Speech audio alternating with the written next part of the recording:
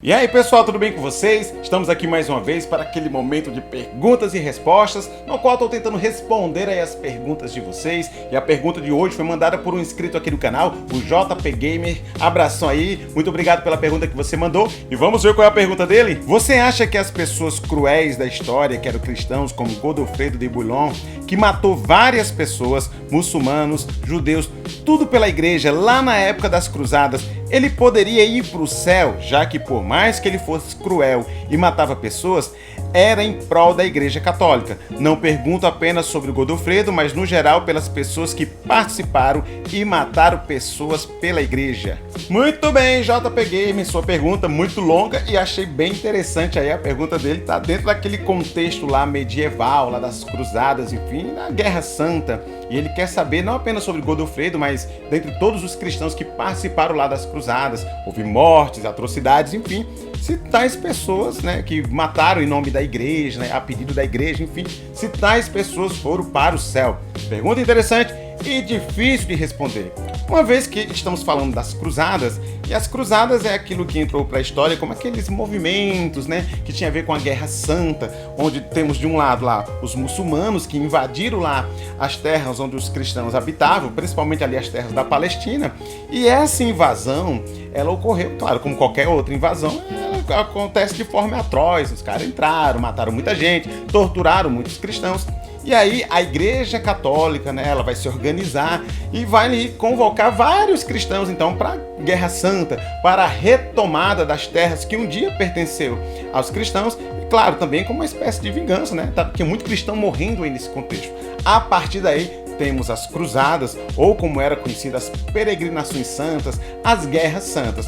E é uma guerra, né? Tem dois lados, temos baixas, enfim. E muitos cristãos foram lá em nome de Deus, entraram nessa guerra lá e acabaram matando lá também muito muçulmano, enfim. Claro que existem os dois lados dessa história, mas a pergunta é essa: tais pessoas, tais cristãos que participaram então dessas guerras, elas podem ser salvas? Será que elas tiveram salvação? Eu sei que nós vivemos num mundo de guerras e, infelizmente, lamentavelmente, às vezes duas nações elas não conseguem ter um diálogo a contento, né? Enfim, os interesses de uma não batem com a da outra. E, infelizmente, a solução acaba sendo através da guerra. Isso acaba acontecendo. Isso foi no mundo antigo, isso é no mundo moderno, no mundo atual, nesse mundo em que nós vivemos aqui. Nós temos acompanhado isso, né, acontecendo recentemente aí entre Rússia e Ucrânia. Então, a guerra é uma realidade. Só que nós não podemos, assim, buscar as soluções dos nossos dias e olhar para o passado e achar que eles podiam resolver da mesma forma, porque nem sempre é assim. Em nossos dias, nós temos muito mais facilidade para o diálogo entre as nações, existem órgãos, né, competentes para regularizar esse tipo de situação, para tentar impedir que a guerra aconteça. Então é muito mais fácil hoje em dia evitar uma guerra. E apesar de todas as facilidades que nós temos em nossos dias, ainda assim as guerras acontecem. Agora, no tempo medieval, a coisa era muito mais difícil, o diálogo era muito mais difícil. Geograficamente eles estavam muito mais distantes, né? Não tinha uma comunicação eficaz. Sem contar que a mentalidade da época, da cultura, eles resolviam muitas coisas na base da espada, era usando mesmo a espada. Era um outro mundo com uma outra mentalidade, com outro entendimento, diferente dos nossos dias, que com todo o avanço que nós temos, ainda a guerra é uma realidade. O problema é quando a gente busca dizer que Deus está mandando guerrear, que Deus está mandando a pessoa entrar nessa guerra, que foi o que aconteceu dentro do contexto medieval.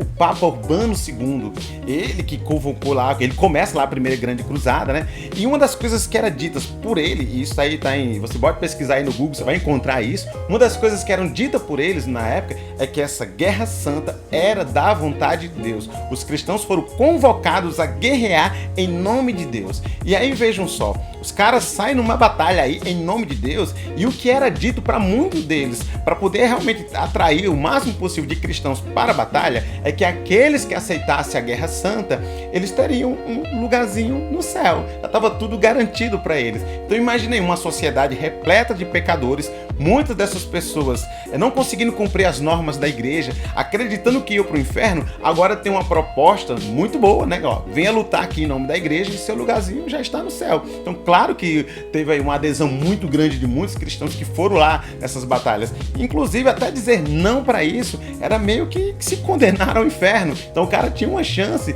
de poder ir para o céu, bastando apenas guerrear em nome de Deus. Como eu disse antes, a guerra, lamentavelmente, acaba sendo uma necessidade para resolver conflitos entre nações, entre povos que não estão conseguindo se entender, e um desses povos tem lá os seus direitos violados, né? A nação está sendo violada por outra, então a guerra acaba acontecendo. Eu só não posso dizer que essa guerra é uma guerra motivada por Deus, que Deus está querendo a guerra. Eu não posso acreditar, por exemplo, que o mundo da Idade Média tem a mesma conotação do mundo do Antigo Testamento, onde Deus sim mandava o povo judeu, Deus usava o povo judeu para poder guerrear com outras nações, e isso era para punir as nações pagãs, que cometiam um monte de atrocidades dentro daquele contexto. Aí sim Deus mandava lá guerrear. Só que o mundo lá da Idade Média não é mais esse mundo. O mundo da Idade Média é um mundo da graça de Cristo, ou seja, Jesus não estava pedindo para mais ninguém ir guerrear, para ir batalhar em nome dele, porque tem que acabar lá, muito menos ainda batalhar para poder reaver terras que foram tomadas. Jamais Cristo pediria isso para ninguém, para ninguém.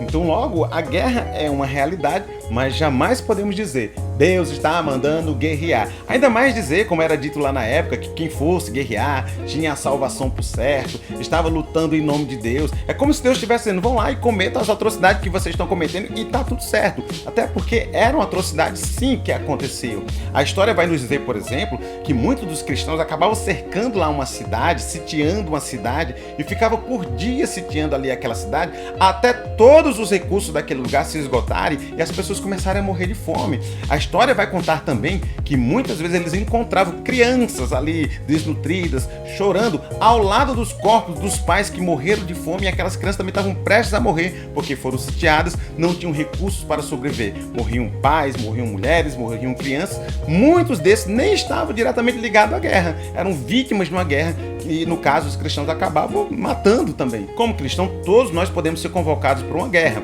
E aí, a pergunta que o cristão precisa responder, caso seja convocado para uma guerra, é se as intenções da nação dele estão corretas ou não. Porque caso não estejam corretas, o cristão precisa se recusar. Ele não pode participar de uma guerra, sendo que as intenções da nação dele estão erradas. Ele acaba sendo o vilão dessa história. Então o cristão precisa dizer não. Mas alguém vai dizer, mas aí o governo é uma autoridade de Deus, tem que obedecer. Eu concordo que o governo é uma autoridade de Deus, mas nem sempre as intenções de um governo estão alinhadas com a vontade de Deus. E se as intenções de um governo não estão alinhadas com a vontade de Deus, o cristão precisa dizer não. Ele tem que se opor. Claro, ele vai pagar um preço por isso, mas ele vai pagar um preço por servir a Cristo. Ou seja, ele defende a verdade e a verdade dele não permite ele compactuar com coisas erradas de uma nação. Só que existem guerras que são justas e o cristão acaba tendo que participar desse tipo de guerra. Só que é preciso entender que a consequência máxima numa guerra é a morte do adversário. Só que a intenção pela qual me leva a fazer isso é que vai dizer se eu sou cristão ou não. Ou seja, se eu entro numa guerra com ódio do meu inimigo, eu quero ver o fim dele, eu quero acabar com ele, eu quero matar,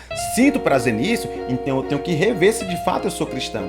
Inclusive, muitos dos cruzados, os cristãos que participaram lá desse tipo de guerra, eles tinham falhas morais dentro da guerra. Eles chegavam lá numa vila, por exemplo, num vilarejo, e eles acabavam roubando tudo, violentando sexualmente as mulheres, matando homens pelo mero prazer de matar. Então, assim, esses que participaram fazendo isso, sem o devido arrependimento, sem medo de estar cometendo uma injustiça aqui, esses não estão salvos. Mas se a pessoa está numa guerra justa e, apesar de estar numa guerra, ela continua orando pelo fim da guerra, na medida do possível, ela tenta dialogar para que não seja preciso mais mortes, para que não haja mais esse tipo de conflito. E se a morte acontecer, ela entende que é uma consequência, não é o objetivo dela, não é uma questão pessoal, eu tenho que acabar com o inimigo, mas é uma consequência do embate. E ela só está numa guerra porque é uma guerra que se justifica, porque está tentando impedir o avanço da tirania, está buscando impedir que direitos sejam violados. Então essa é uma guerra que se justifica e a pessoa não está fazendo nada de errado, ela só está cumprindo um dever dela. Então, nessas condições, o cristão não está cometendo nenhum pecado, porque ele vai para uma guerra e acaba matando alguém.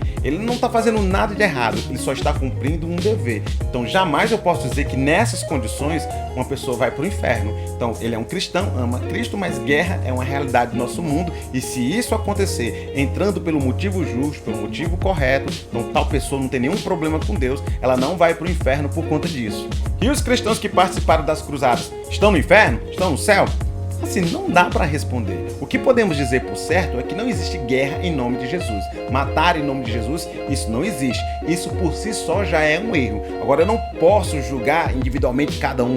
Tudo vai depender das intenções daqueles que participaram. É fato que muitos cometeram atrocidades nessa guerra. Mataram por prazer, violentaram, tiraram direitos de pessoas, massacraram um monte de gente. Esse sim, e eu não posso dizer quem foi e tal, enfim, mas esses sim, com certeza, foram pro inferno. Outros entraram pelas razões justas e corretas, porque estava defendendo vidas, porque tinha muçulmano tocando o terror naquele contexto e precisava de alguém para protegê-los, então razões assim são justificáveis. Mas eu não posso dizer quem foi pro céu ou quem foi pro inferno. A questão é, não podemos entrar em guerra em nome de Jesus, matando gente em nome de Jesus. Mas se a guerra chegar até nós vamos ter que lutar, e nesse caso não existe problema nenhum.